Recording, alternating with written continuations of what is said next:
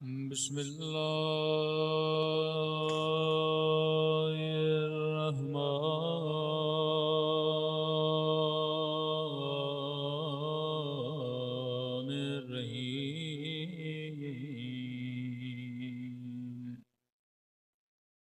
अल्हम्दुलिल्लाहि रब्बिल आलमीन। अल्हम्दुलिल्लाहि कमा हुवा अहलुहु। अस्सलातु वस्सलामु अला सय्यिदिल मुरसलीन व खातमिन नबिय्यीन अबिल क़ासिम मुहम्मद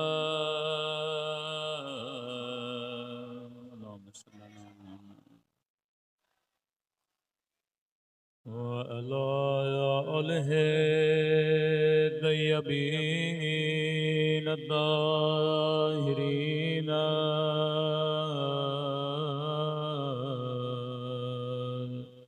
मअसूमीन। सब मिलके दुआ इमाम ज़मान। अल्लाहुम्मा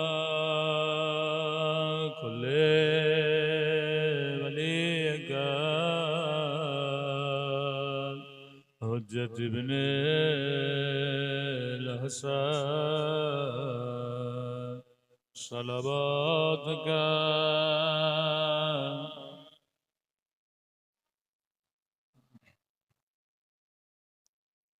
फ़ी हादिहि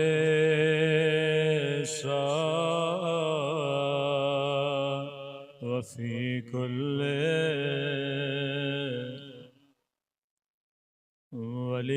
वलियन व हाफ़िज़ा व क़ाइदन व नासिरा व दलीला हत्ता तुस्किनहु अर्ज़का व तुमत्तिअहु फ़ीहा तबीला बिरहमतिक या अरहमर राहिमीन। सलवात पढ़े।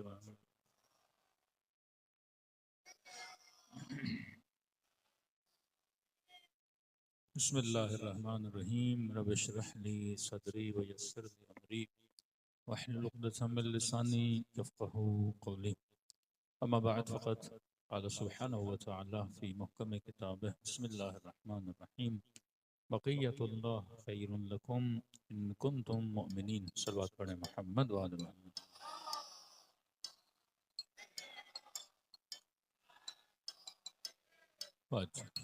दुआ है परवरदिगार आलम हम सब की इबादतों की बारगाह में कबूल फरमाए। ज़िंदगी लेकिन मजालिस में तशरीफ़ लाए खुदा उन मकासद में हम सब को कामयाबियाँ कामरानियाँ नसीब फरमा दे।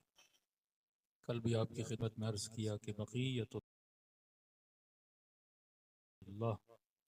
खैरुन लकुम एक वजूद है जिसे खुदा ने आज तक बाकी रखा। फरमा ये वजूद तुम्हारी ज़िंदगी में खैर लाएगा, बरकत लाएगा। फिर हमने अर्ज़ किया कि एक वो ज़िंदगी जो इस वजूद को मानती है, खुदा ये फरमाता है कि उसकी ज़िंदगी में ख़ास असर नज़र आता है और वो असर असर खैर है। मिसाल के तौर पे जो शिया अली इब्न अबी तालिब है उसकी ज़िंदगी में असर मजलिस होता है। जो शिया नहीं उसका मजलिस से कोई लेना देना भी नहीं। तो इस मकतब के मानने के नतीजे में खुदा ने खैर मजलिस दिया आपको। ये भी खैरात है ना, खुदा हर किसी को नहीं दे रहा। दुनिया सिनेमा जाती है, फिल्में देखती है, लेकिन हुसैन शियों को फर्श अज़ा पे बिठा के इल्म की खैरात देते हैं।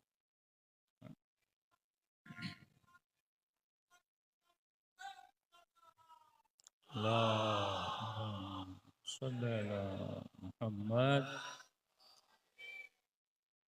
अब जिसके दिल में मोहब्बत अहल बैत नहीं, उसके पास करबला भी नहीं। जिसके दिल में मोहब्बत अहल बैत है, उस अल्लाह ने उसकी जिंदगी में करबला रखी है। तो आप जब किसी चीज को मानते हो, आपकी जिंदगी में उसका असर आता है। लाउड की पहले सेटिंग सही थी, मेहरबानी करके एक ही सेटिंग रखें, बार बार इसको चेंज नहीं करें। सलवात पढ़े मोहम्मद वाले मोहम्मद।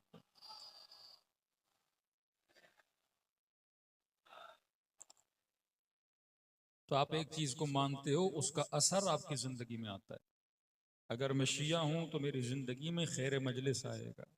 अगर मेरे कल्ब में मोहब्बत मोहम्मद और आले मोहम्मद है, तो मेरी जिंदगी में खैर ज़ियारत करबला आएगा। वो चाहे सुन्नी हो, वो चाहे बरेलवी हो, अगर इश्क अहले बैत है, आपको वो करबला में नजर आएगा। इसी तरह जो 12 का मानने वाला है, उसकी जिंदगी दूसरों से अलग है। जो 12 को नहीं मानता, उसकी जिंदगी अलग है। और यही वजह है मानने की। अगर मुस्लिम की जिंदगी और गैर मुस्लिम की जिंदगी एक जैसी हो, तो फिर हम कहेंगे खुदा के मानने का फायदा क्या हुआ। वो काफर अल्लाह को नहीं मानता, ये मुस्लिम अल्लाह को मानता है, तो दोनों की जिंदगी अलग अलग होनी चाहिए, रंग अलग होना चाहिए, सोच अलग होनी चाहिए, फिक्र अलग होनी चाहिए। असल इंसान इंसान है अपनी फिक्र की वजह से। फिक्र सही, फिक्र गलत, फिक्र तागूत, फिक्र विलाई, फिक्र इमाम हुसैन, फिक्र यजीद, फिक्र बनु उमैया, फिक्र बनु हाशिम, ये पूरी जिंदगी जो आपकी चलती है, ये किसकी बुनियाद पे चलती है? फिक्र की बुनियाद पे। अब एक मर्तबा यह है कि मैं हुसैन को मानता हूं, वो मानना अच्छी बात है, लेकिन मैं तरक्की तब करूंगा जब मैं ये सोचूं हुसैन हुसैन क्यों बने। फिक्र इमाम हुसैन को मैंने रीड करना है कि वो कौन सी फिक्र है जो किसी इंसान को मदीने से करबला लाती है। वो कौन सी फिक्र है जो हुर को 30,000 का लश्कर छुड़वा कर 72 के पास भेज देती है। यहाँ बाहर लड़ाई हो जाए, झगड़ा हो जाए, सामने 1,000 लोग खड़े हों और उनके मध्य मुकाबिल पांच लोग खड़े हों। तो आप पढ़े लिखे भी हैं, सब कुछ है, तो अपने आप से पूछिए किसका साथ दोगे, जो 1,000 हैं या जो 5 हैं। तो हर इंसान को अंदर से आवाज आएगी, जनाब अगर 5 के पास जाओगे तो मारे जाओगे। तो यहाँ ये आवाज आएगी कि भाई इस लड़ाई में पड़ो नहीं, साइडलाइन हो जाओ। लेकिन वहीं पे आप देखें कोई बंदा 5 की तरफ जा रहा है 1,000 को छोड़ के, तो दुनियावी अक्ल ये कहेगी ये बेवकूफ है, क्योंकि 5 के पास जाने में मौत है, 1,000 के पास जाने में कामयाबी है। और आप अपने मुल्क के निजाम में भी देखते हैं कि जो तबका साहिब इख्तदार होता है, हर बंदा उसी के पास जाता है। जिसकी हुकूमतें गिर रही होती हैं, उसे हर बंदा क्या कर रहा होता है? छोड़ रहा होता है। तभी हर जमाने में आप देखते हैं कि लोग अहले बैत को छोड़ते थे, कभी बनु अब्बास को चिपकते थे, कभी बनु उमैया को चिपकते थे, क्योंकि वहां पे क्या था? इख्तदार था, वहां पे क्या थी? ताकत थी। लेकिन फिक्र करबला बड़ी अजीब है कि होर 30,000 को छोड़ रहा है, 72 की तरफ जा रहा है। ताकत के अंदर था, पावर के अंदर था, पैसे के अंदर था, हर चीज में डूबा हुआ था। लेकिन वो कौन सी फिक्र थी जिसने और को ये समझाया कि और 30,000 को छोड़ 72 की तरफ जा? ये फिक्र अबा अब्दुल्लाह अल हुसैन है। फिक्र अबा अब्दुल्लाह क्या फरमा, ये न देख कसरत किसके पास है, ये न देख ताकत किसके पास है, ये न देख कुदरत किसके पास है, ये देख हक किसके पास है।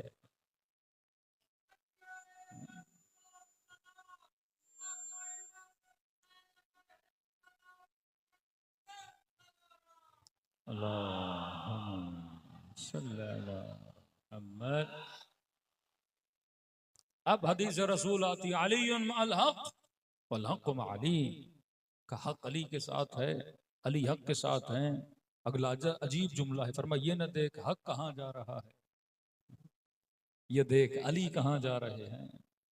जहां जहां अली जाए वहां वहां हक जाएगा। अब ये जो कहा ना, ये न देख हक कहां जा रहा है, मतलब हक एक नजरिया है।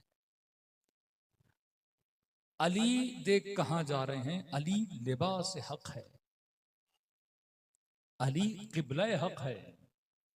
दुनिया में हर बंदा तुझे एक नजरिया देगा कि जनाब रसूल ने फरमाया कि हाकिम कैसा भी हो उसकी तात तेरे ऊपर वाजिब है।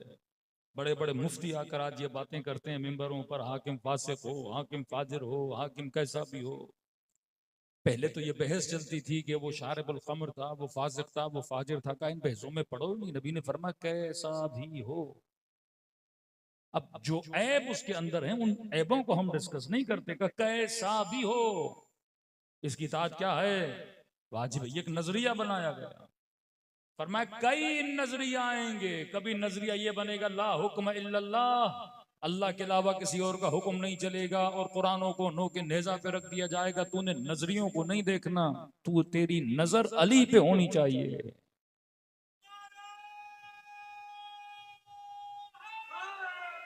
या हमने हर जमाने में किसी न किसी को मियार हक बनाया। अब इन्नल हसन वल हुसैन कामा कायदा, अगर ये खड़े भी हों तो इमाम हो, अगर ये बैठे भी तो इमाम हो। फरमा तूने ये देखना हुसैन कहाँ जा रहे हैं, ये सफीनतुन नजात हैं, ये जहां जाते हैं सारे हक इन्हीं के पीछे जाते हैं, कभी गुमराह नहीं हो गए। तो फरमाया जब किसी चीज को आप मानते हो फिर असर यह आता है कि कोई और बन जाता है, फिर असर यह आता है कोई वहब बन जाता है, फिर असर यह आता है कोई जुहैर बन जाता है। तो ये मजलिस हुसैन नतीजा है इमाम हुसैन को मानने का, शिया नतीजा है हाथ खोल के नमाज पढ़ने का, करबला नतीजा है मोहब्बत मोहम्मद और आले मोहम्मद का। अब फरमाया जो 12वें को मानेगा इसके अंदर एक खास असर दिखाई देगा।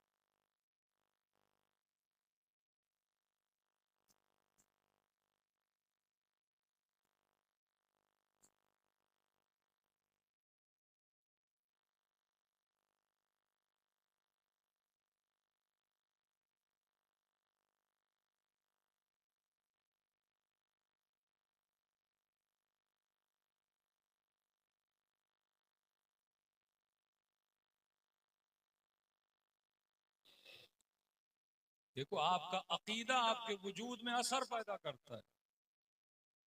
हमें कुछ मिला या न मिला, लेकिन आज शिया सीना चौड़ा करके चलता है कि हम हैं जो वक्त के यजीदों की आंखों में आंखें डाल के बात करते हैं।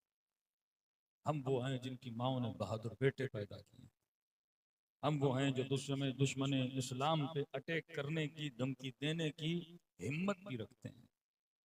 ये किसने आपको दिया? ये इज्जत किसने दी? अकीदा हुसैन इब्न अली ने। अकीदा क्या था? हैहातु मिन ज़िल्ला, कि जिल्लत की जिंदगी से इज्जत की मौत बेहतर है। दुनिया की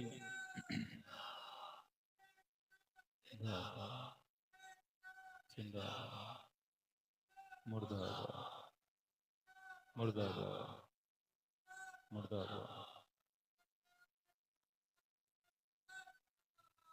अल्लाहुम्मा सल्ली अला मुहम्मद। अब ये जो जवान नारा लगा रहा है हुसैनियत, आप कहते हैं जिंदाबाद, यजीदियत आप कहते हैं मुर्दाबाद, ये क्या बन रहा है? फिक्र बन रही है कि हुसैनियत जिंदाबाद है। हुसैनियत क्या है? क्या हुसैनियत? जालिम के मुकाबले में खड़ा होना। हुसैनियत क्या है? मजलूम परवर बनना। हुसैनियत क्या है? यजीद को ललकारना। हुसैनियत क्या है? 70 हो पर 30,000 के मुकाबले में चले जाना। हुसैनियत क्या है? 6 महीने का बच्चा हो पर रुबाब न घबराना। हुसैनियत क्या है? 30 साल का कड़ियल जवानों पर ये कहे कल मौतुल यहला मिनल असल, मौत मेरे लिए शहद से ज्यादा मीठी है। हुसैनियत क्या है? 18 साल एक कड़ियल जवां को अल्लाह की राह में कुर्बान कर देना। हुसैनियत क्या है? सर कट जाए पर नौ के नेजा पे रब की आयतों की तिलावत करना। ये हुसैनियत है ना। हुसैनियत क्या है? खातून है, सबसे अजीज तरीन चीज एक औरत के लिए उसका पर्दा होता है। राह खुदा में सब कुछ लुटा देना, ये हुसैनियत है। यजीदियत क्या है? 6 महीने के बच्चों के गलों पे तीर चलाना। यजीदियत क्या है? जुल्म करना। यजीदियत क्या है? अपने इख्तदार को बचाने के लिए ये नहीं देखना कि अगला कितना मोहतरम है, उसके बदन पे घोड़े दौड़ा देना। अपने इख्तदार की हवस में आले रसूल पे जुल्म करना।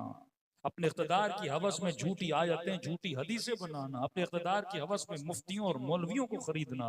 अपने इख्तदार की हवस में पैसे के धौंस पे झूठे फतवे निकलवाना। ये क्या है? यजीदियत है। अब बच्चा जब फर्श अज़ा पे आता है, इसकी क्या बन रही है? फिक्र बन रही है। आपको लगता है ये खैबर सुनता है तो खुश हो जाता, नहीं। खैबर सुनने से इसकी फिक्र बनती है कि मैं उसका मानने वाला हूं जो किसी मैदान को छोड़ के भागने वाला नहीं है।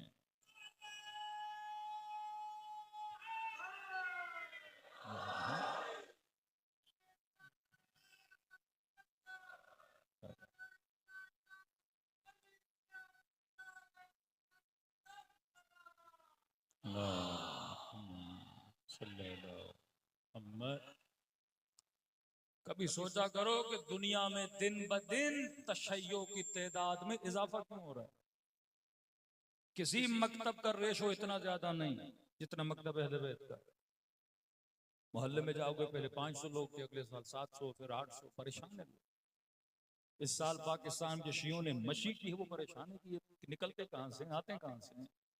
कौन सी जादू की छड़ी है शियों के पास? वल्लाह हमारे पास कोई जादू की छड़ी नहीं है। एक ही छड़ी है, उसको बोलते हैं फितरत की छड़ी। ये फितरत की आवाज है। मकतब तशय्यो फितरत की आवाज है। आज यूरोप में, वेस्ट में, मैं उस दिन प्रोटेस्ट देख रहा था। शायद मुसलमान मुल्कों में इतने बड़े प्रोटेस्ट न हुए हों जितना यूरोप में हो रहे हैं। तो किसी ने कहा मौलाना इतने बड़े प्रोटेस्ट निकाल रहे हैं। मैंने कहा नहीं, ये नहीं कि ये मुसलमानों की हिमायत में निकल रहे हैं, नहीं, इंसानियत की हिमायत। फितरत आशिक जुल्म नहीं है, फितरत मजलूम की हिमायत करती है। हिंदू हो, यहूदी हो, दो लॉबीज है ना, यहूदी लॉबी और जायनिस्ट लॉबी। ये खुद जितने यहूदी साउथ अफ्रीका में, अमेरिका में रहते हैं, जब फिलिस्तीन की हिमायत में जुलूस निकलते हैं, खुद यहूद आते हैं वहां पे।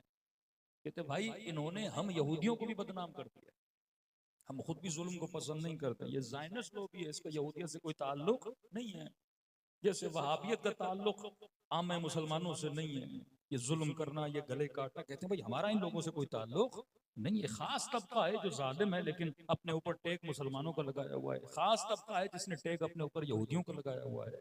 तो तो ये जितने लोग निकलते हैं ये किसकी आवाज है? फितरत की आवाज। लोग इस मकतब में क्यों आते हैं? क्योंकि ये मकतब फितरत को बुलंद करता है, और जहां फितरत पाई जाती है इंसान वहां पे दौड़ता हुआ आता है। करबला इतने मिलियन लोग क्यों जा रहे हैं? क्योंकि हुसैन फितरत का नाम है। वहां इंसान की फितरत जाग जाती है। फितरत कैसे? जैसे हर इंसान को सखावत पसंद है इस मजमे में कोई ऐसा आदमी जो कहे मैं आशिक हूं कंजूस का? अब ये हैं अली, यहां सिफात रखो। अगर इस तरह से आप मुसलमानों को समझाओ कि हर बंदा मकतब अहले बैत में आ जाए, दो तरीके हैं लोगों को मकतब में लाने के। एक तो यह है कि उनके बड़ों को गालियां दो, तो चार गालियां आपको भी पड़ेंगी, कोई बंदा इस मकतब में नहीं आएगा। दूसरा तरीका यह है कि आप उसे सिर्फ अली बताओ बताओ बताओ। तो जब अली बताओगे, जब यहां पहुंचेगा ना, तो जो यहां है वो उसको नजर ही नहीं आएगा। भाई आप किसी को इतना बड़ा बल्ब दे दो, वो छोटे बल्बों को वैसे ही छोड़ देगा ना, कि अगर मेरे घर में इसके आने से इतनी रोशनी आ गई है, मुझे छोटे फ्यूज बल्ब की जरूरत है ही नहीं। आप सिफात बताओ। अब आप आशिक अली क्यों हो? यहां रखो कैरेक्टर जिसका नाम है अली इब्न अबी तालिब। ये तवल्ला और तबरा का कॉन्सेप्ट है, ये अली इब्न अबी तालिब। अब यहां सिफात रखो, सखी, कंजूस, बहादुर, बुजदिल, डट के लड़ने वाला, मैदान को छोड़ के भागने वाला, हाँ? बिस्तर पे सुकून से सोने वाला, कहीं पे बैठ के रोने वाला, हाँ? सिफात रखते जाओ। अब यहां इमाम अली को रखो, यहां नाम नहीं रखो, सिर्फ सिफत रखो। अब बोलो सखी पसंद है या कंजूस? कहेगा सखी, तो बोलो ये अली है। सिफत रखो, बोलो बुज़दिल पसंद है, बहादुर, कहेगा बहादुर, बोलो ये अली है। बोलो साबिर पसंद है या अदम सब्र करने वाला, कहेगा सब्र करने वाला, बोलो ये हुसैन है। बोलो आबिद पसंद है या कोई जलील पसंद है, तो हर बंदा कहेगा आबिद से मुझे प्यार है, बोलो ये ज़ैनुल आबिदीन है। मतलब यहां ये इश्क करेगा सिफत से, उसे वो सिफत अली में दिखाओ। तो भाई मेरा बच्चा अगर आशिक अली है तो सिफत की वजह से, तअस्सुब की बुनियाद पे नहीं कि मेरे बड़ों ने कहा मानो तो मैंने मान लिया, क्योंकि उसके अंदर सिफत ऐसी थी। अब ये सखावत की सिफत हिंदू में भी आए तो मैं पसंद करूंगा, अब ये सखावत की सिफत मेरे अपने में भी हो तो मैं पसंद करूंगा, अब ये सखावत की सिफत किसी बाहर वाले बंदे में भी हो तो पसंद करूंगा। तो मैं दरअसल आशिक सखावत हूं। अब मुझे सिखाया किसने कि सखी के आशिक बनो का? ये हर बंदे के अंदर बिल्टन फितरत है, कि अल्लाह की बनाई हुई फितरत है कि बंदा कभी कंजूसों का आशिक नहीं बनता, सखियों का आशिक बनता है।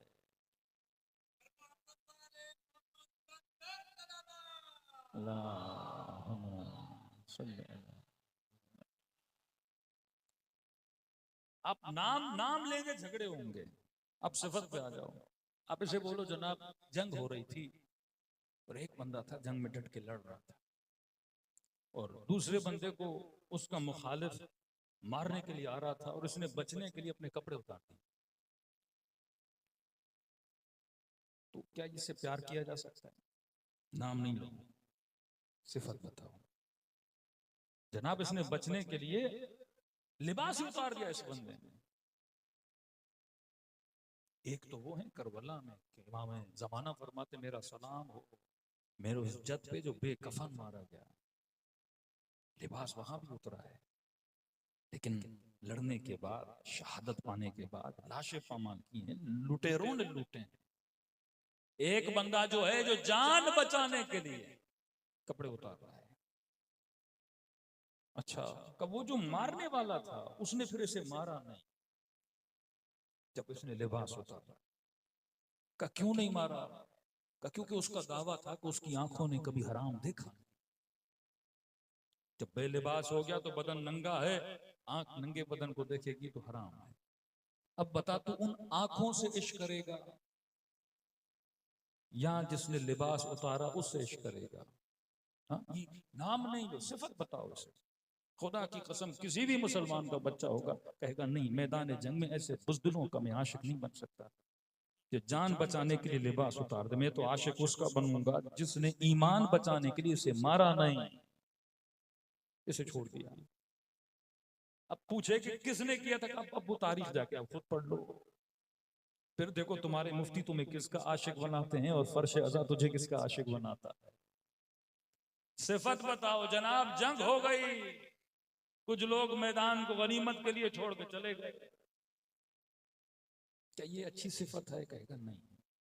पर कोई एक था जिसकी तलवार टूट गई और आधी तलवार से इस तरह से दिफा कर रहा था अपने सरदार का जैसे मुसलमान काबे का तवाफ करता हुआ नजर आता है। किसके आशिक बनोगे? कहेगा ऐसे बहादुर का आशिक बनूंगा जो ये कहे वल्लाहि ला इब्नु अबी तालिब अनस बिल मौत मिन तिफ्ल बिसदी उम्मी, खुदा की कसम अली को मौत से इतनी मोहब्बत है, इतनी मोहब्बत है जितनी छोटे बच्चे को अपनी माँ के दूध से मोहब्बत होती है। ये चैलेंज तो खुदा भी कर रहे, चैलेंज ऑफ सिफत है। इन ज़अमतुम अन्नकुम औलियाउल्लाह मिन दूनिन नास फतमन्नवुल मौत इन कुंतुम सादिकीन। कहे मुस्लिम, अगर तू समझता है कि अल्लाह के वली हो तो ये सिफत है कि नहीं? कौन सी सिफत? फतमन्नवुल मौत, मौत की तमन्ना तो कर। कितना भी अली का नारा लगाए लेकिन ये कहें नमाज के आखिर में दुआ करे खुदा मुझे शहादत करा दे, मौलाना इतना जल्दी मरना नहीं।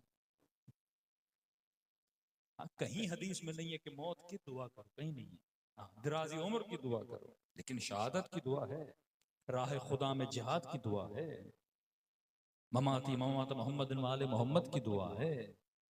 ये सिफात का आशिक बनना मकतब हमें सिफाती बनाता है, शख्सियत परस नहीं बनाता।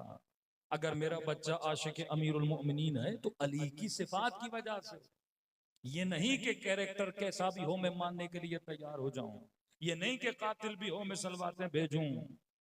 ये मकतब ने फिक्र बनाई कि मारने वाला और मरने वाला दोनों जन्नती नहीं होते, कि एक फिक्र मुस्लिम बना दे कि मारने वाला भी रजी अल्लाह, मरने वाला भी रजी अल्लाह। ये फिक्र बातिल है। तो फर्श अज़ा आपके अंदर ईमान को जगाता है, और ईमान का मतलब यह है कि तुम्हारे अंदर वो सिफात नजर आनी चाहिए। अगर मैं अमीरुल मोमिनीन का मानने वाला हूं तो मेरे अंदर बुज़दिली नहीं होनी चाहिए, बहादुरी होनी चाहिए।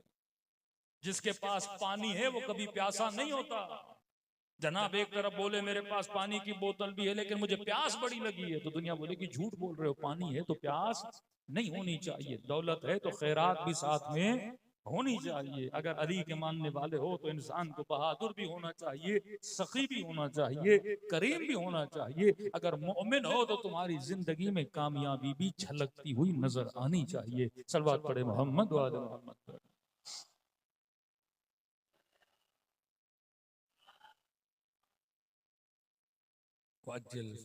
तो हमने नाम दिया कि आपसे पूछा जाता है आपका मजहब क्या है। मजहब का मतलब जिहाद, जिहाद का मतलब आपका चलन। मेरा चलन बताता है कि मेरा मजहब क्या है। चलन अच्छा है तुम्हें अच्छा, चलन बुरा है तुम्हें बुरा। अब लाख बोलूं अमीरुल मोमिनीन का चाहने वाला हूं, अल्लाह आपका चलन देखेगा।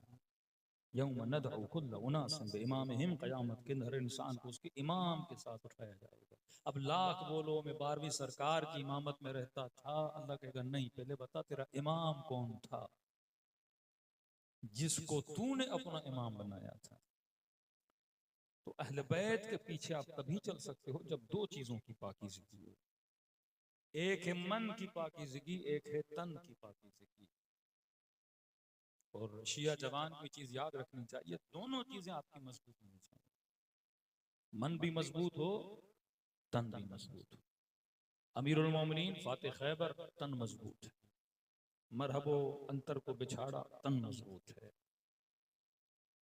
मन भी मजबूत है अमीरुल मोमिनीन कि किसी के सीने पे सवार हुए और चेहरे पे लाब दहन फेंक दिया, मन मजबूत था, अली ने गुस्सा नहीं किया, उठे चहल कदमी की, फिर उसके सीने पे बैठे, फिर सर कलम किया। किसी ने कहा कि अमीरुल मोमिनीन अगर इस तरह हमारे साथ करता तो हम और ज्यादा उसका सर उसी वक्त काट देते। मौलाना ने फरमाया यही तो फर्क है तुम में और अली में। फरमाया मैंने आज तक अपने दुश्मन को नहीं मारा, हमेशा खुदा के दुश्मन को मारा है। पहले अल्लाह की दुश्मनी में उससे लड़ रहा था, लेकिन जब चेहरे पे लाब दहन फेंका तो मेरा जाती गुस्सा शामिल हो गया, क्योंकि मेरी तौहीन की थी। अब अगर तलवार चलती तो अली की जाती दुश्मनी शामिल होती। मैं पहले खड़ा हुआ चहल कदमी की ताकि मेरा गुस्सा बैठे, फिर गज़ब इलाही के नतीजे में उसका मैंने सर कलम किया। तभी हदीस रसूल आई के ज़रबत अलीय्यन यौमल खंदक़ अफ़ज़ल मिन इबादत सकलैन, अली की एक ज़रबत इबादत सकलैन से अफजल है।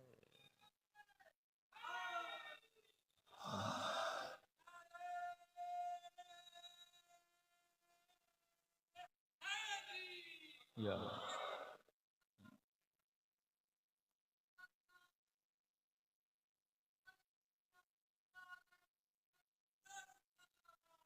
अल्लाहुम्मा सल्ली अला मुहम्मद।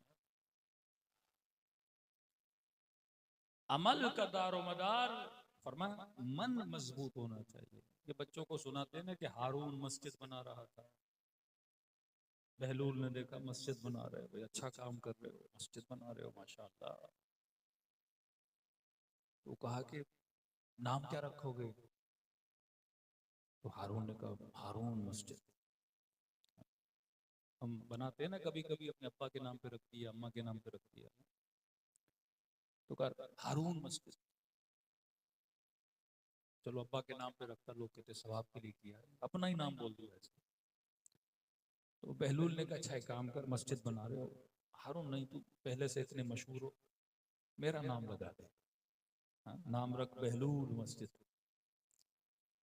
तो हारून ने कहा दुनिया तुझे पागल कहती है, लेकिन हो बड़े तेज, पैसा मैं लगाऊं, खर्च मैं करूं, मस्जिद में बनाऊं, नाम तेरा रखूं। तो बहलूल ने कहा मसला नाम का नहीं, तुझे यही समझा रहा हूं, तू मस्जिद नहीं बना रहा, तू अपना नाम बना रहा है। अमीरुल मोमिनीन की जो ज़रबतें चलती हैं वो अपनी जात के लिए, कभी अहले बैत अपनी जात के लिए एक मोजिज़ा नहीं किया उन्होंने, हमेशा मोजिज़ा भी किया तो हिदायत के लिए,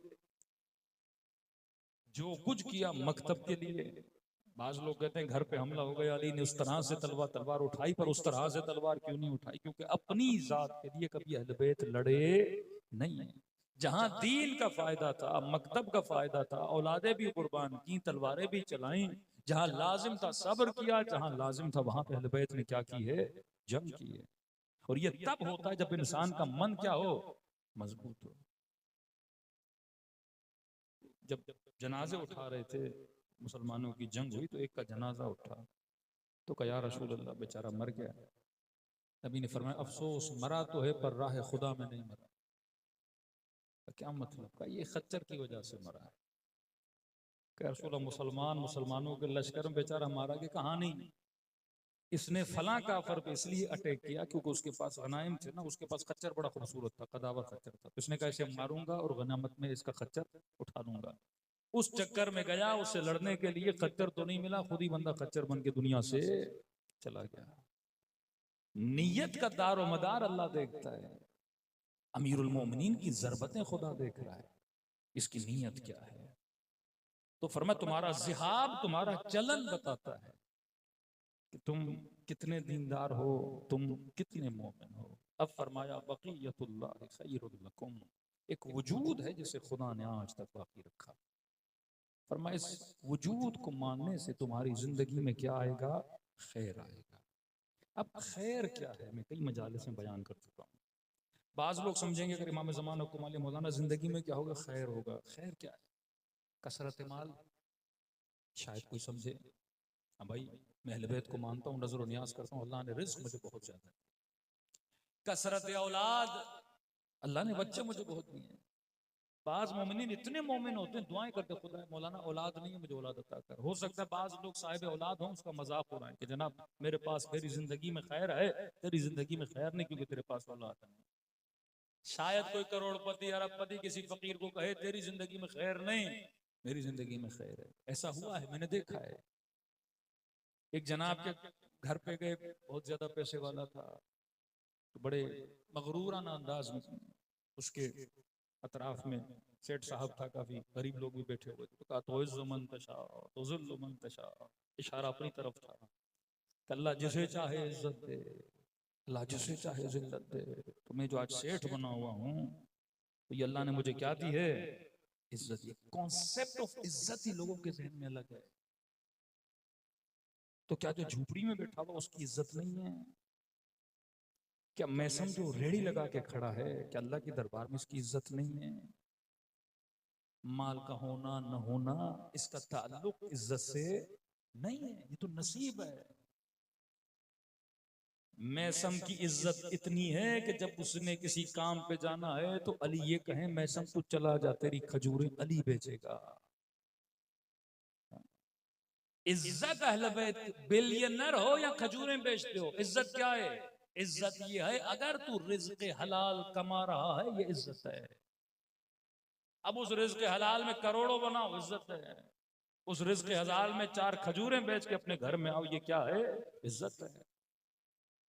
इज्जत का मतलब वो रास्ता जिसकी डेली दुआएं करते हो, इहदिना सिरातल मुस्तकीम, ऐ खुदा मुझे सीधे रास्ते पर चला, ये शरीयत का रास्ता, ये अहकाम इलाही का रास्ता, ये सीरत अहले बैत का रास्ता, ये फिक्र हुसैन का रास्ता। अगर उस फिक्र पे चल रहे हो, ये क्या है? राह इज्जत है। कि फरमाए हमारे शिया कभी इज्जत पे कॉम्प्रोमाइज नहीं करता। किस इज्जत पे कॉम्प्रोमाइज नहीं करता? का सबसे पहले अपनी इज्जत खुद कर, फिर लोग भी तेरी इज्जत करेंगे, खुदा भी तेरी इज्जत करेगा। अगर तू ही अपनी इज्जत नहीं करेगा, परवरदिगार मैं अपनी इज्जत कैसे करूं? कि जब तू गुनाह करके खुद को रुसवा करेगा। आज तो छुपे हुए हैं ना, बुराइयां की सारी छुपी हुई हैं लोगों में। साहिब इख्तिदार की इज्जत है, पैसे वाले की इज्जत है, ये 60-70 साल जब तक कुर्सी पर है इज्जत है, नीचे उतरा कोई सलाम भी नहीं करता। सारे रिटायर अफसर देख लें, बाहर जाते गालियां पड़ती हैं लोगों। तो ये जो तुझे सलूट कर रहा है, तुझे नहीं कर रहा, कुर्सी को कर रहा है। ये जो तेरे लिए गाड़ियों के दरवाजे खोलता है, साहब साहब करता है, ये 200-300 की टिप के लिए तेरे आगे पीछे घूम रहा है। ये जो तू किसी ऑफिस में अफसर बना हुआ है, सेठ बना हुआ है, बॉस बना हुआ है, ये उस पैसे की वजह से तेरी इज्जत नहीं। आज ये पैसा छीन लो, कोई तुझे सेठ नहीं बोलेगा। आज वजारत की कुर्सी चली जाए, कोई देखेगा नहीं। कल अफसर न रहो, आर्मी का बड़ा ओहदा न रहे, आपने देखा है कि लोगों का क्या हाल होता है बाहर मुल्क में जाते हैं, कोई इज्जत नहीं।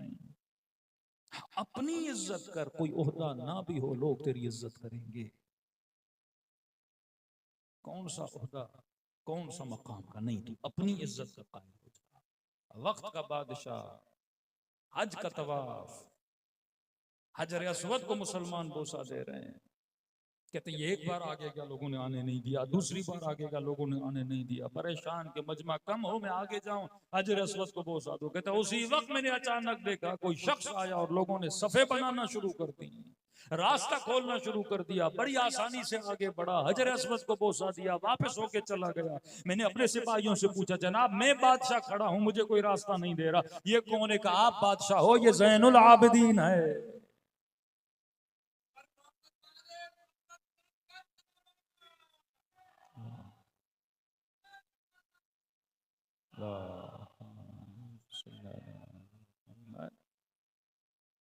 अपनी सेल्फ रिस्पेक्ट, अपनी इज्जत करना सीख। अब मौलाना हम गुनाह करेंगे तो मेरी इज्जत कैसे नहीं? छुप के करें जो भी करें, हाँ तौबा कर ली, एक अलग बहस है। क्यों? यौम तुबल सराइर,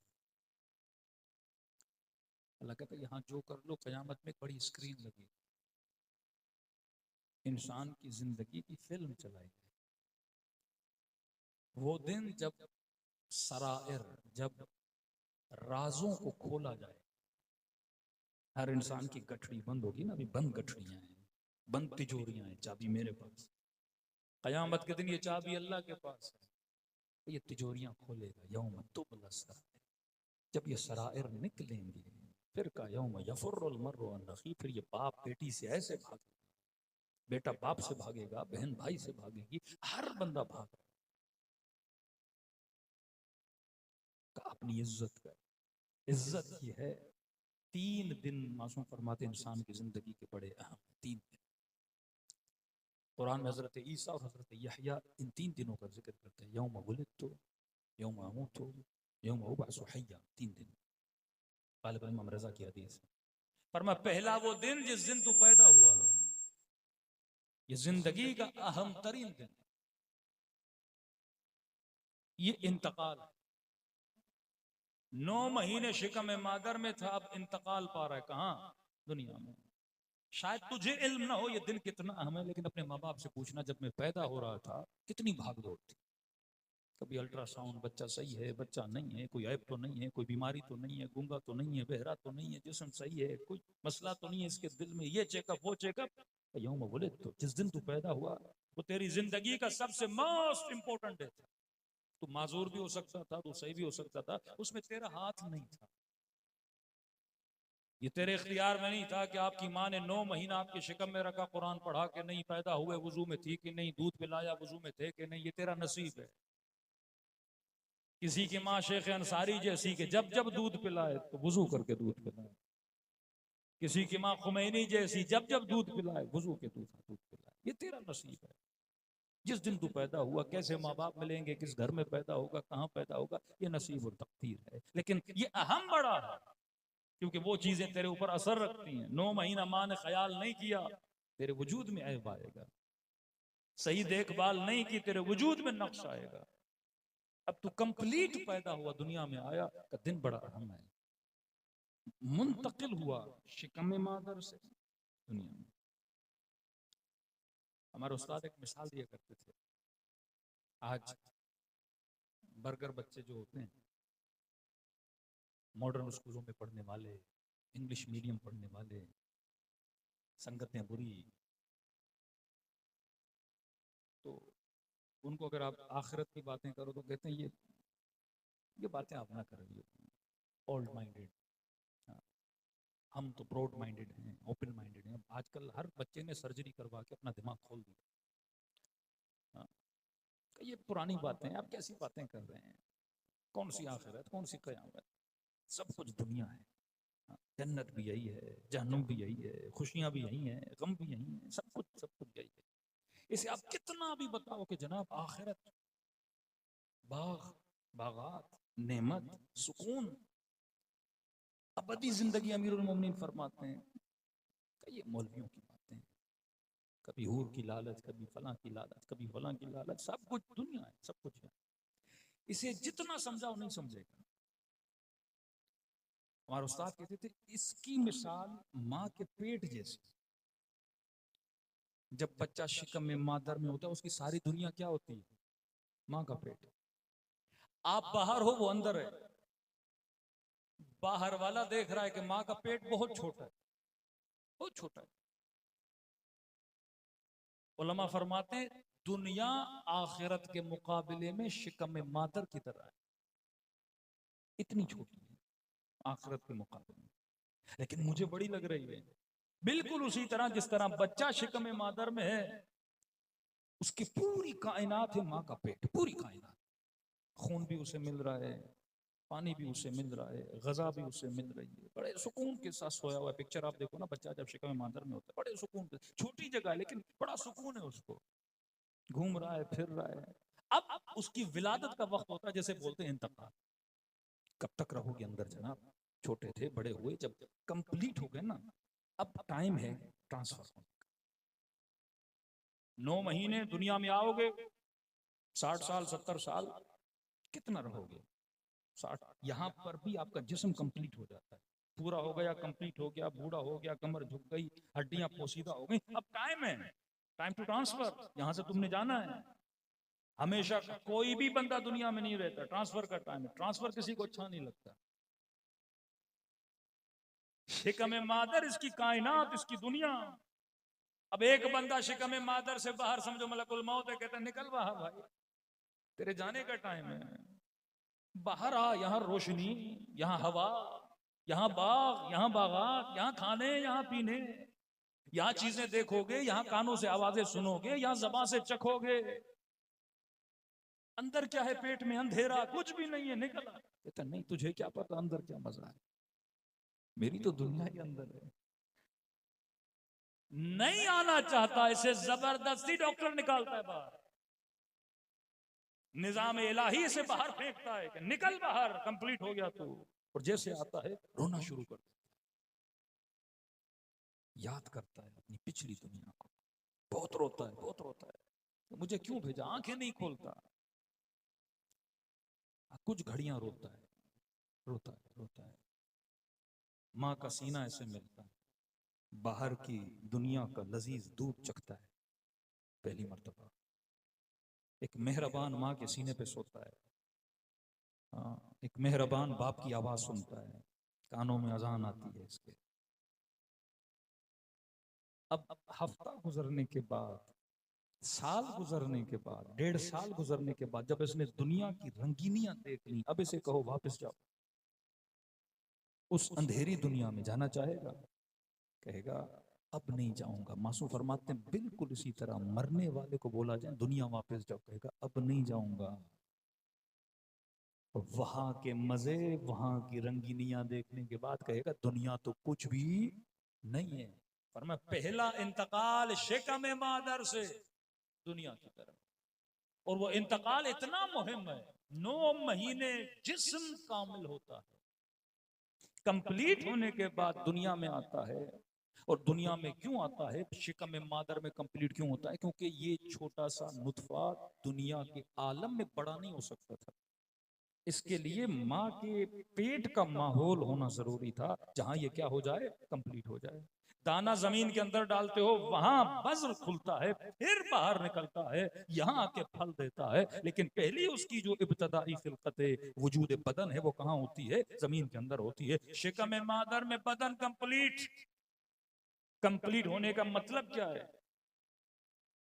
ऐसा बदन बने कि दुनिया के साथ हमाहंग हो। एक बच्चा पैदा हुआ, आपने कहा मौलाना बच्चा एबनॉर्मल है। मैंने कहा क्यों एबनॉर्मल है? कब पैदा तो हुआ है 2 दिल लेके पैदा हुआ। मैं कहूँ भाई खुशी की बात है, हमारे पास एक दिल है, ये तो एक्स्ट्रा लेकर आया। मौलाना इनकम्प्लीट। कोई बच्चा पैदा हुआ 2 सर। हमने कहा तो खुशी की बात है भाई, हमारे बच्चे एक सर लेकर आए, आपका बच्चा माशाल्लाह 2 सर लेकर आए। आप कहेंगे नहीं मौलाना इनकम्प्लीट है। इनकम्प्लीट नहीं, दुनिया के साथ मिसमैच। खुदा कान ऐसे देता है जो दुनिया की आवाजों के साथ मैच हो। ये जो अल्लाह ने आपको कान दिया ना, इसकी कैपेसिटी, मैं बात कर रहा हूँ, आप सुन रहे हैं, बड़े सुकून से सुन रहे हैं। यहाँ पे ये लाउड की आवाज फुल कर दें, आवाज इतनी हो जिससे आपके कानों को अजियत होता, आप बोलोगे आवाज क्या मिसमैच है। अल्लाह ने जो आंखें दी वो मैच, ऐसी आंख जो रोशनी को बर्दाश्त करे, ऐसा बदन जो गर्मी को बर्दाश्त करे, हाथों की ऐसी नरमी, अगर मैं नरम कपड़े को हाथ लगाऊं तो महसूस करूं ये नरम है, ये खारदार है। हर चीज जो खुदा ने दी वो मैच ऑफ दुनिया है। कोई बंदा पैदा हो, खाल इतनी नाजुक हो, हल्की सी धूप पड़े उसकी खाल रेड हो जाए, आप खाल तो है लेकिन आप बोलोगे दुनिया के माहौल से क्या है, मिसमैच है। बच्चा पैदा हुआ, सांस नहीं ले पा रहा, ऑक्सीजन सही उसके फेफड़ों में नहीं जा रही, फेफड़े सही साले में, लेकिन ऑक्सीजन के साथ क्या है, मिसमैच है। मतलब बदन अल्लाह ने वो दिया जो दुनिया के साथ क्या था, मैच था। अब मैंने यहां से आखिरत जाना है, पहला इंतकाल शिकम मादर, बदन कंप्लीट, दुनिया के साथ मैच, अच्छी जिंदगी गुजारूं। अब मैं सुकून से सांस भी ले रहा हूँ। कोविड के दिन आ गए, फेफड़ों में मसला आ गया, सारे लोग सांस ले रहे हैं, आपको मसला होगा क्योंकि आपके फेफड़े बाहर की ऑक्सीजन से क्या हो जाते हैं, मिसमैच हो जाते हैं। मैं खाना खा रहा हूँ, निजाम डाइजेस्ट मेरा सही है, किसी का पेट खराब हो जाए, जो भी खाएगा पेट उसके साथ क्या हो जाएगा, मिसमैच हो जाएगा, बंदा इन्ना लिल्लाह इन्ना इलैहि राजिऊन हो जाएगा, क्योंकि जिस्म दुनिया के साथ क्या हो जाएगा, मिसमैच हो जाएगा। अब फरमाया बदन शिकम मादर में कंप्लीट हुआ, पहली विलादत अहम। दूसरा फरमा यौम अमूत, दूसरा इंतकाल है दुनिया से आखिरत की तरफ। ये भी मैच होना चाहिए। जहन्नुम मिसमैच होने का नाम है, जन्नत मैच होने का नाम। कहा इस तरह बन के तो आओ कि जन्नत में जाओ। जिसके वजूद में नफरत है वो जन्नत में नहीं जा सकता, जो कंजूस है वो जन्नत में नहीं जा सकता, जो नजिस है वो जन्नत में नहीं जा सकता। मिसमैच हो जन्नत के माहौल के साथ। अहले बैत फरमाते हैं ऐसा मैच बनो कि जन्नत तुझे क्या करे, एक्सेप्ट करे। भाई ये चाबी है ना, हर दरवाजे में नहीं जाती, जिसके साथ मैच हो उस दरवाजे में जाती है। तो अपनी चाबी को जन्नत के दर के काबिल तो बना कि जब वहां जाओ जन्नत तुझे क्या करे, एक्सेप्ट करे। जहन्नुमी उन माजूरों का नाम है। जहन्नुम क्या है? मेरा वजूद जहन्नुम है। छोटी सी मिसाल दूंगा अगर आप समझें, फिर बच्चे से शुरू करूंगा। एक बच्चा पैदा हुआ, फेफड़े सही साले में, वो सांस ले रहा है, दुनिया इसके लिए जन्नत है। दूसरे बच्चे के फेफड़े इनकम्प्लीट हैं। अब मुझे बताओ, दुनिया उसे तकलीफ दे रही है, उसके फेफड़े? दुनिया तो सबको ऑक्सीजन दे, सारे सांस ले रहे, ये बच्चा सांस नहीं ले पा रहा। बार बार इसने, जिन लोगों को सांस का मसला होता है, ऑक्सीजन देते हैं अपने मुंह में, तो आप बोलो कि दुनिया इसे तंग कर रही है, इसके फेफड़े से तंग कर रहे हैं। फेफड़े इसके तंग कर रहे हैं क्योंकि इनकम्प्लीट है। जहन्नुमी का वजूद इनकम्प्लीट है। वो जब वहां जाता है तो उसको तकलीफ होती है क्योंकि वो इनकम्प्लीट है। अगर आपने देखा हो, जिन लोगों को सांस की तकलीफ होती है, इससे बड़ी कोई तकलीफ नहीं होती। अल्लाह लोगों को इन बीमारियों से बचाए। सांस का उखड़ना, सांस का अंदर न जाना, इससे बड़ी तकलीफ नहीं। ये खुद जहन्नुम बन जाती है इंसान की। तो फरमाया 60-70 साल खुद को कंप्लीट कर, दूसरा इंतकाल तेरा कहां पर है? आखिरत की तरफ। तीसरा दिन, अहम तरीन दिन तुम्हारी जिंदगी का, फरमा यौम उबअसु हय्या, जब कयामत के दिन तुझे उठाया जाएगा। 2 दिनों के सर्टिफिकेट तो हम लेकर जाते हैं, बर्थ सर्टिफिकेट, डेथ सर्टिफिकेट तो यहाँ मिल जाता है। तीसरा सर्टिफिकेट कोई नहीं लेता, और वो है जब तुझे मबऊस किया जाएगा। इमाम रज़ा फरमाते हैं वो तीसरा दिन जिंदगी का अहम तरीन दिन है, फाइनल तरीन दिन है। और इन दोनों दिनों का दारो मदार ये दुनिया की जिंदगी है। तभी अमीरुल मोमिनीन से किसी ने कहा, मौला अगर आपको ये बोला जाए दुनिया की जिंदगी का 1 घंटा दें और आपको आखिरत की जिंदगी की 1000 घंटे दिए जाते हैं, मौला आप देने के लिए तैयार होंगे? अमीरुल मोमिनीन फरमाते अगर करोड़ घंटे भी आखिरत के मिले, अली दुनिया का 1 घंटा नहीं देगा। कब मौला दुनिया का 1 घंटा नहीं देंगे? फरमाया नहीं दूंगा। मौला क्यों नहीं देंगे? फरमाया यही दुनिया का 1 घंटा है जो आखिरत के करोड़ों घंटों को बनाता है।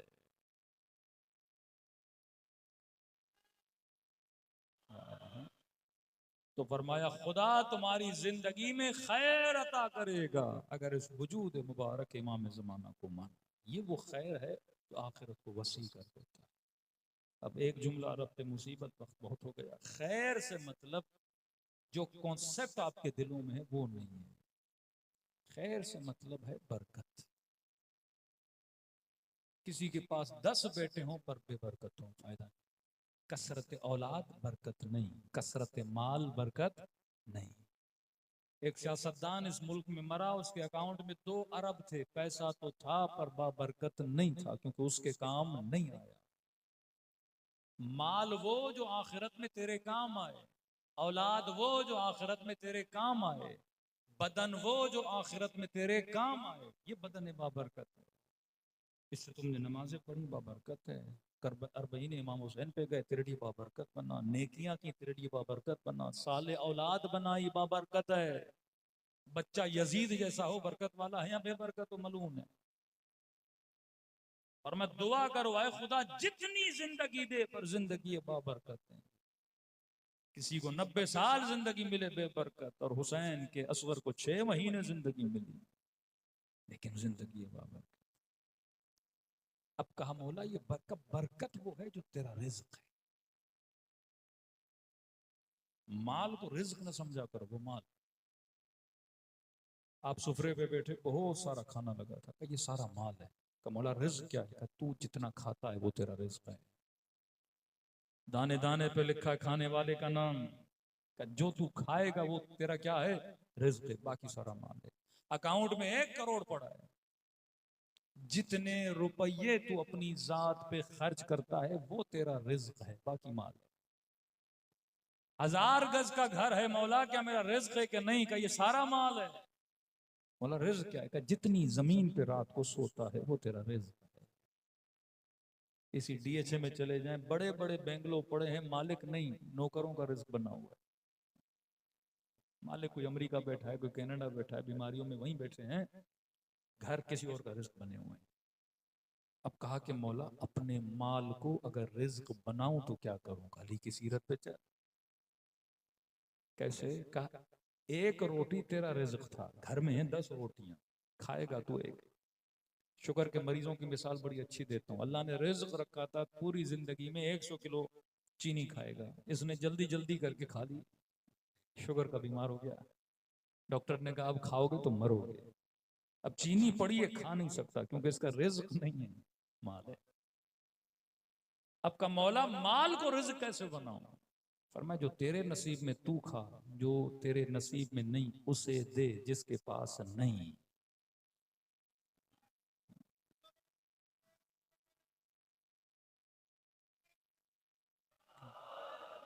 का खुदा जब तू उसे देगा उसे तेरा रिज्क बना देगा। अब जब दुनिया से जाएगा अल्लाह काउंट करेगा इसके पास जेब में कितने थे, 10,000 रुपए थे। हाँ भाई इसने अपने ऊपर कितने खर्च किए, 2,000 का, ये इसका रिज्क है। 8,000 अगर खर्च नहीं किए तो रिज्क नहीं बना ना, ज्यादा कर भी नहीं सकता था। पेट में जगह है आधे किलो खाने की, आपने खा लिया वो आपका रिज्क बना। बाकी जो 2 किलो बचा वो क्या कहा, उसे दे जिसके पेट में खाना नहीं। अब जाएगा उसके पेट में, आखिरत में बनेगा तेरा रिज्क। अलमोमिन कय्यिस, ये होशियार होता है, तेज होता है, ये अपने माल को अपना रिज्क बनाता जाता है। औलाद को खादिमे तागूत बनाओगे उसकी जिंदगी तेरा रिज्क तो नहीं। लेकिन बेटा नमाजी बना, बेटी सालेह बनी, बापर्दा बनी, हाँ, ये अफीफ होके जब रोड पे चलेगी इसकी नेकियां तेरे नाम अमाल में जाएंगी। अल्लाह के नाम का कोई घर बनाया, कोई मस्जिद बनाई, हाँ, नमाजें और पढ़ेंगे, रिज्क तेरा बनेगा।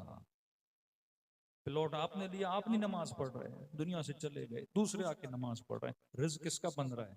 आपका बन रहा है। कोई अच्छी किताब लिखी पढ़ेगा कोई और, रिज्क किसका बनेगा? आपका बनेगा। अक्लमंद बन, अपने माल को रिज्क में बदलना शुरू कर दे। जब जिंदगी इस तरह बन जाए ये खैर कसीर है। खुदा से क्या बना देता है? खैर बना देता है। ये आंसू जो आपकी आंखों से निकलते हैं ये भी रिज्क इलाही। ये खुदा हर किसी को रिज्क अता नहीं करता। मासूम फरमाते हैं वो बंदा तौबा कर ही नहीं सकता जिसे खुदा तौफीक तौबा न दे। हाँ। किसी ने मासूम से सवाल किया, मौला ये आपके दुश्मन, ये अखबसुल खबाइस जिन्होंने इतना जुल्म किया, और आप फरमाते हैं अगर बंदा तौबा कर ले खुदा हर गुनाह को माफ कर देता है, तो अगर ये भी तौबा करें खुदा गुनाह माफ कर लेगा? मासूम ने फरमाया माफ कर देगा, अल्लाह करीम है। तो मौला कैसे आपके दुश्मन है खुदा माफ कर देगा? इमाम ने कहा बात तो पूरी सुन, तौबा करेगा तो माफ करेगा, खुदा हमारे दुश्मन को तौफीक तौबा देता ही नहीं है। लाख मजलिसें सुने कोई असर नहीं, लाख कुरान की आयतें सुने कोई असर नहीं। जब दिल कसी हो गया तो असर कहां से होगा? जब एक इंसान जालिम बन जाता है आप लाख उसको तकरीरें सुनाओ, नहीं होता असर, क्योंकि अल्लाह उसे तौफीक तौबा नहीं दे रहा। अब शुक्र खुदा अदा करो, हर मजलिस तुझे तौफीक तौबा दे रही, हर जिक्र मसाइब अहले बैत आपको तौफीक तौबा दे। कराती फरमाते हैं तौबा के आंसू में और गम हुसैन के आंसू में बहुत बड़ा फर्क है। का तौबा का आंसू भी गुनाह मिटाता है, हुसैन के गम का आंसू भी गुनाह मिटाता है। एक फर्क है। कौन सा फर्क? फरमा जैसे मिस्र मेरी अबा है नजिस हो जाए, मैं पानी में धोऊंगा तो क्या हो जाएगी? पाक हो जाएगी। का ये तौबा का आंसू जो गुनाहों को मिटा देता है और पाक बना देता है। का फिर गमे हुसैन का आंसू क्या करता है? का कभी कभी कपड़ों पे दाग लग जाते हैं, चाय गिर गई, रंग लग गया, कितना भी धो दाग नहीं जाता। का गमे हुसैन का आंसू वजूद के दागों को मिटा देता है। हुर ने इमाम हुसैन का रास्ता रोका, लजा में फरस में हाथ डाला, हजरत अब्बास को गैज़ गजब आया, शैतानियों को रुलाया। ये दाग था ना उनके वजूद पे कि जब आया इमाम हुसैन के पास, इमाम ने सीने से लगा, फरमाया हुर मैंने माफ कर दिया। फरमाया नहीं मौला, सुकून नहीं मिल रहा। और मैं कह रहा हूँ माफ कर दिया, जन्नत मुबारक हो। मौला सुकून नहीं मिल रहा, सुकून नहीं मिल रहा। हुर चाहते क्या हो? का मौला इजाजत दें सैदानियों से माफी मांगो, जहराजादियों से माफी मांगो। और क्यों? फरमा जब आपका रास्ता रोका था मुझे अमारियों में बीबियों के रोने की आवाजें आ रही थी। दाग था और के वजूद पे कि मैंने अली की बेटियों को रुलाया है, बहुत बड़ा दाग है। मेरी वजह से आपके बच्चे प्यासे हैं मौला। किस तरह मिटाया हुसैन ने? अम्मा जहरा का रुमाल उनके माथे पे बांध दिया। फरमाया कितनी शरीफ थी तेरी माँ जिसने तेरा नाम हुर रखा। ये दागों को मिटाने का फर्श है मेरे अजीज। कितना भी बड़ा गुनहगार हो, कोई लिमिट नहीं है। फरमाओ फर्श अज़ा पे खुलूस से दिल से खुदा को हुसैन का वास्ता तो ये कहो खुदाया बुलाया तूने है, रिज्क न होता तो मजलिस हुसैन में न आता, रिज्क था तभी फर्श अज़ा पे बैठा हूं ना, अब आया हूं तो मेरे वजूद के दागों को क्या कर दे, मिटा दे। बड़ी प्यारी रिवायत है। फरमाया मच्छर के पर के बराबर आंखों की पलकें गीली हो जाएं। हाँ, खुदा कहेगा कयामत में इसे रोको जहन्नुम में न भेजो, इतना रोया था, इतना इतना मच्छर के पर के बराबर खुलूस से, वो कसरत को नहीं देखता, वो खुलूस से किल्लत को भी काउंट करता है। मिस्काल ज़र्रतिन खैरन यरह, जर्रा भी खैर का करोगे अल्लाह की दरबार में काउंटेबल है। दिलों को करबला ले जाए, सलाम करें उन हस्तियों पे जिन्होंने अपना सब कुछ राह खुदा में लुटा दिया, और उन शहादतों का नतीजा और बरकतें ये थी कि आज 1400 साल गुजर गए, हुसैन ने अपने फर्ज के नतीजे में कितनों को जन्नत में भेजा। फर्श ऐसा एक पाइपलाइन है जो सीधी कहाँ जाती है, इंसान को जन्नत तक लेकर जाती है। पर मैं ऐसे सलाम करो मेरे बाबा को, टूटे हुए दिल के साथ, तसव्वुर जहन में रख के कि मोमिन आज तू सलाम कर रहा है, तू प्यासा नहीं है, तू भूखा नहीं है, आज तू गिरिया करता है, खुल के गिरिया करता है।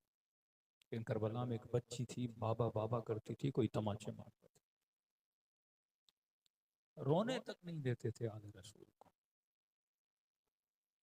हमारे किसी तालिब इल्म ने रिसर्च की कि करबला से पैदल अगर सफर किया जाए शाम तक तो कितना टाइम लगता है। कहता मैंने काउंट किया, लेकिन आले हरम और आले रसूल बहुत जल्दी पहुंचे हैं शाम। कहता मुझे समझ नहीं आता जालिमों ने कितना तेज दौड़ाया आले रसूल को। माएँ बहनें बच्चियां, तो मौला फरमाते कितने बच्चे इस रास्ते में ऊँटों से गिरते थे। जब किसी जगह पे काफिले को रोका जाता था, एजाज इमामत से फिर वापस जाते थे, कहते एक एक बच्चे को उठाता था और उस रास्ते में दफन करता हुआ जाता था। ये सारी मेहनतें जहमतें आपकी नस्लों के लिए हैं। अब इस तरह सलाम करो जिस तरह इमाम को सलाम करने का हक है। अस्सलाम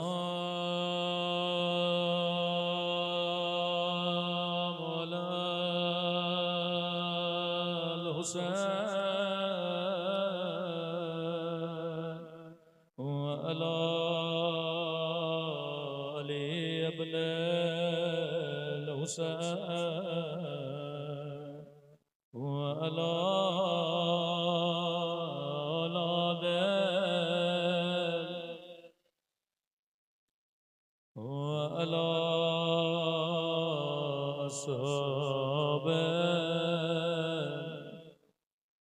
सब मिलके अस्सलाम अला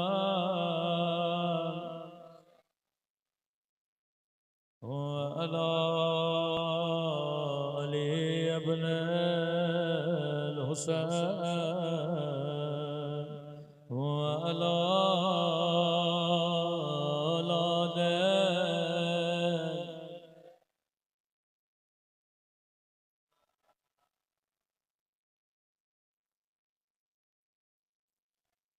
सब मिलके अस्सलाम अला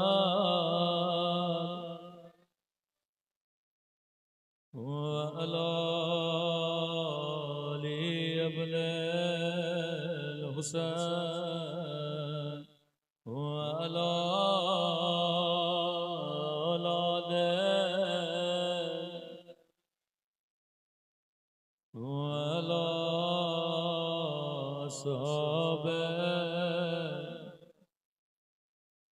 मेरा सलाम हो ज़ैनब की लुटी हुई चादर पे,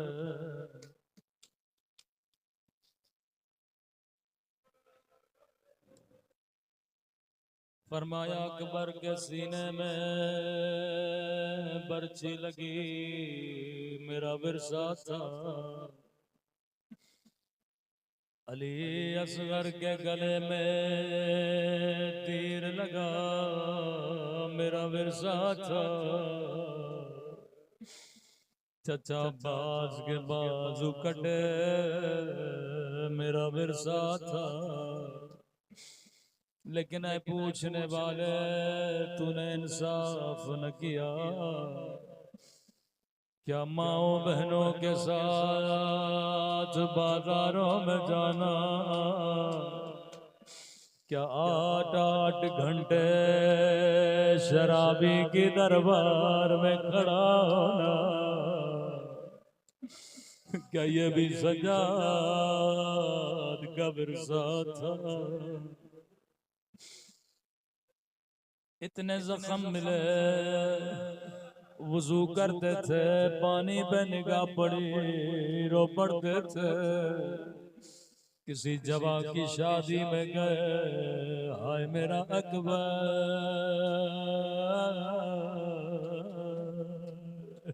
रो पड़ते थे। कोई मोमिन अपनी बच्ची मौला की खिदमत में लाता था, प्यार करते थे, कहते थे कभी बच्चियों को तमाचे न मारा करो।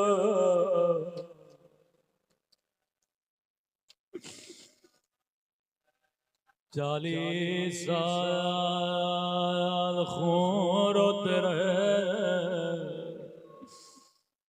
फरमाया मैंने सब बर्दाश्त किया, लेकिन माओ बहनों का बाजारों में जाना एक गैरतमंद के लिए कितना मुश्किल है।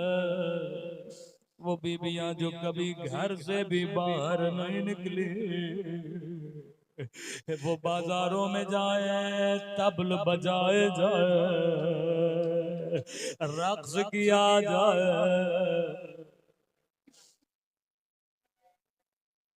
फरमाया पर्दे ने हमें बड़ा रुलाया। 4 साला बच्चियों के रुखसारों ने हमें बड़ा रुलाया। अक्सर बीबी ज़ैनब एक जुमला कहा करती थी, फरमाती थी ज़ैनब को दुख इस बात का नहीं कि ज़ैनब को गैरों ने नहीं पहचाना, ज़ैनब को दुख इस बात का था कि ज़ैनब को अपनों ने नहीं पहचाना। मैं कहूँ बीबी अपनों का कसूर नहीं है, क्योंकि अपनों ने कभी नहीं सोचा कुजा ज़ैनब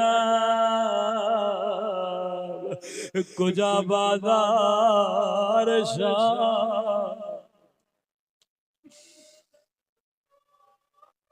सुनेंगे ऐसा जुमला बीबी ने क्यों कहा, यतीम परवर थे हलबैब। कहते हैं कि यतीमा बच्ची थी जिसे इमाम हुसैन बचपन में अपने घर लेकर आए। इसे ऐसे बड़ा किया जैसे अपने बच्चों को बड़ा करते हैं। जब ये जवान हुई, इसकी शादी शाम में करा दी। हर साल मदीने आती थी, इमाम की खिदमत में बैठती थी, कहती थी मौला मैं अपने शोहर को बताती हूँ मेरा हुसैन बड़ा करीम है, मुझे ऐसे पाला जैसे अपने बच्चों को पालते हैं। मौला जब जब आती हूँ कहता अपने मौला को कहना कब मेरे घर आएगा, मैं बड़े बड़े सुफरे लगाऊंगा, तेरे मौला की बड़ी बड़ी दावतें करूंगा। जब ये आखिरी बार मिलने आई इसरार बड़ा, इमाम ने फरमाया शीरीं हम आएंगे लेकिन तू पहचान न सकोगे।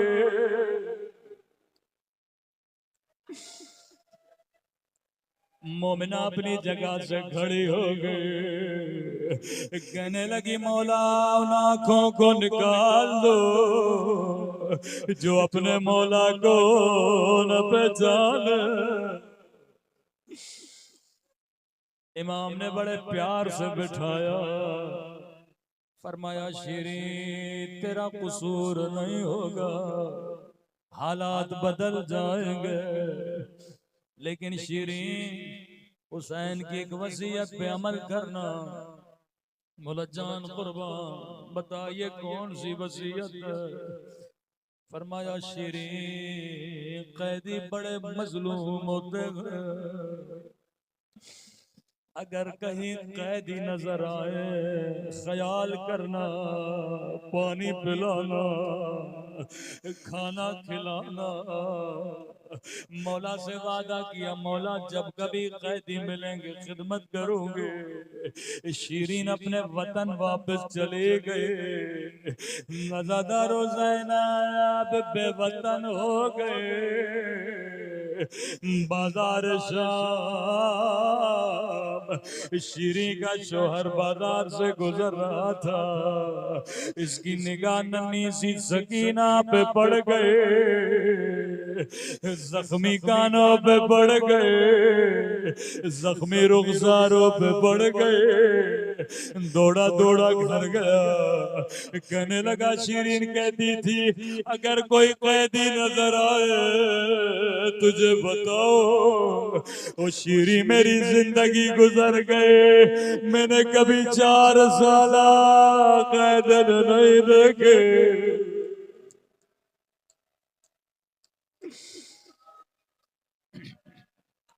आवाज थोड़ी बढ़ा दें। ओ शीरी मेरी जिंदगी गुजर गई, मैंने कभी 4 साल कैद नहीं देखे। बड़े मजलूम कैदी हैं, हाथों में रस्सियां, पांवों में बेड़ियां। का जल्दी करो मेरे मौला की वसीयत। मोमिन ने दावत दी, कैदियों का काफिला शीरी के घर में आया। कयामत का मंजर था जिसे ज़ैनब ने हिजाब सिखाया।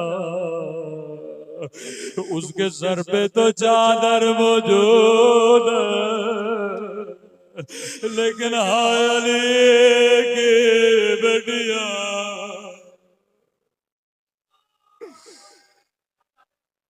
शीरी ने जल्दी जल्दी से सुफरे लगाया। का कैदी बीबियों जितना पानी पीना है पी लो, अभी मैं खाने का बंदोबस्त करती हूँ। कैदी बीबियों ने कहा मोमिना हमें पानी नहीं चाहिए, हमें खाना नहीं चाहिए, अगर इजाजत हो तेरे घर में मातम कर ले, क्योंकि हम बड़े मजलूम हैं। एक दिन में हमारे घर से 18 लाशें निकली है, किसी ने हमें रोने नहीं दिया।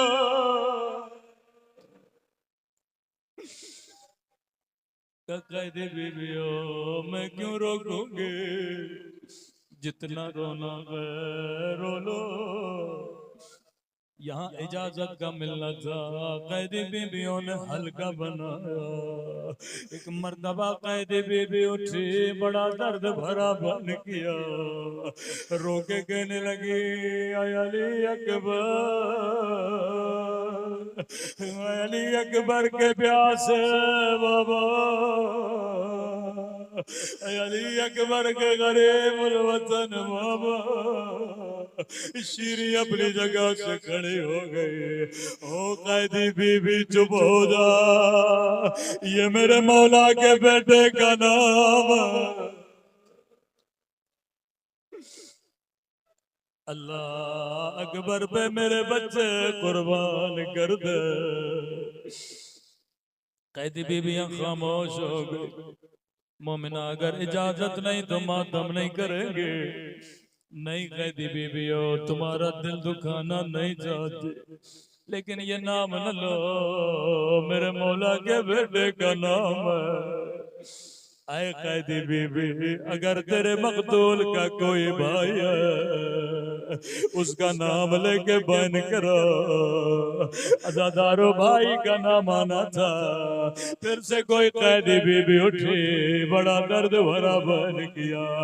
आए अब्बास के प्यासे भैया,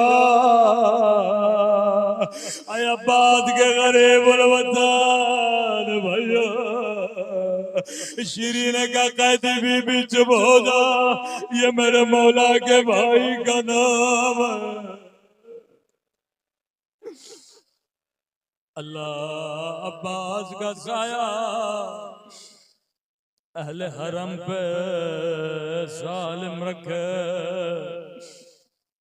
रावी कहता शीरी अपनी जगह से उठी, कहने लगी कैदी बीबी हो ये तो मदीने वालों के नाम है, अल्लाह मेरे मौला की खैर करे। ऐ कैदी बीबी हो तूने मुझे बड़ा रुलाया, अब मैं तुझे आखिरी मोहलत देती हूँ, अगर तेरे मकदूल की कोई बहन उसका नाम लेके बहन करो। जब बहन का नाम आना था बीबियों में सन्नाटा आ गया, कोई बीबी न उठे। रावी कहता एक मर्तबा खुद ज़ैनब उठे, बड़ा दर्द भरा बयान किया। आए उजड़ी हुई ज़ैनब के प्यासे भैया, आए उजड़ी हुई ज़ैनब के गरीब वतन भैया। अब शीरी दौड़े दौड़े बीबी के कदमों में गिरे, हाथों को जोड़ा। आए कैदी बीबी तू कौन है, तेरा मेरे हुसैन के साथ क्या रिश्ता है। इतना कहना था सैयदा ने सर उठाया, कहा शीरी नहीं पहचाना, अना ज़ैनब बंदे वाले। ओ शीरी तेरे मेहमान आ गए, मेरे हुसैन ने वादा पूरा किया लेकिन तूने नहीं पहचाना। ओ शीरी में ज़ैनब उजड़ गई, मेरा हुसैन मारा गया, मेरा अब्बास मारा गया। मातम हुसैन।